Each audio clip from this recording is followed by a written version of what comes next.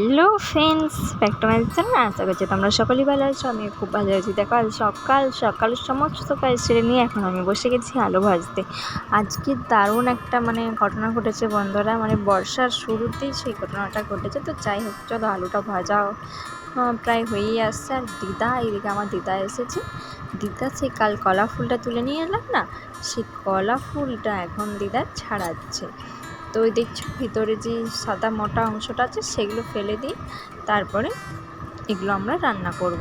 তো চলো, আলু ভাজাটা তো ওইদিকে হয়ে গেছিলো, আমি মুড়ি সেজে নিয়েছি। এরপর আমরা সকলে মুড়ি খেতে বসে গেছি। এই দেখো, কাঁচা লঙ্কা, আলু ভাজা, পেঁয়াজ সমস্ত কিছু নিয়ে মুড়ি খেতে বসে গেছি। তারপরে যে ঘটনাটা করলো, এই দেখো, বর্ষার শুরুতে একদম মাগুর মাছ আমাদের পুকুরে।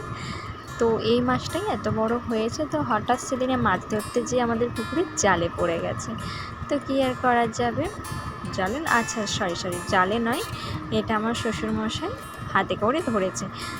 দেখছো, তা আবার ম্যাচ হয়ে গেছে ডিমটা, মাগুর মাছটার ম্যাচ হয়ে গেছে। যদি এই বর্ষাটা পেরোতো না, তাহলে ডিম পাউস হয়ে যেত। সকলে বলা বলি করছে, আমি অন্তত সব জানি না।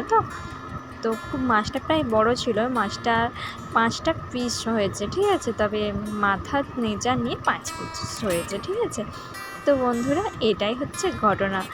তো মাগুর মাছ কার কার খেতে ভালো লাগে বলো তো বন্ধুরা, তা আবার এই বর্ষার শুরুতেই। তো আমাদের এখানে আছি, তো পুকুরে যাদের মাছ চাষ করে তাদের পুকুর থেকে ওঠে, কিন্তু এখনও ওঠেনি, ঠিক আছে। তো এটা আমাদের পুকুরেরই মাছ। তো বন্ধুরা, কেমন লাগলো তোমাদের বলো? ম্যাচটা দেখছো, ওই দেখো, ওইটা যেটা চলো, আমি তো অনেক দুর্বল হয়ে গেছি, এই মাগুর মাছের ঝোল খেয়ে একটু শক্তিমান হয়ে যায়। তো ভিডিওটা কেমন লাগলো, ভালো লাগলে লাইক কমেন্ট শেয়ার করো। টাটা।